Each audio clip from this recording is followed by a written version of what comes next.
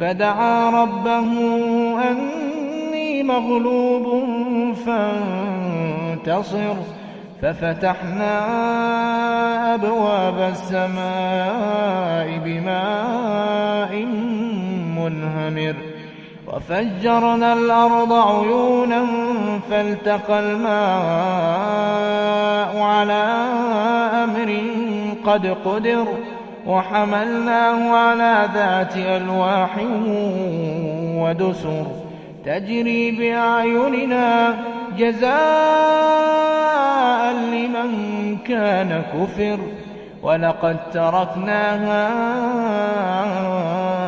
آية فهل من مدكر.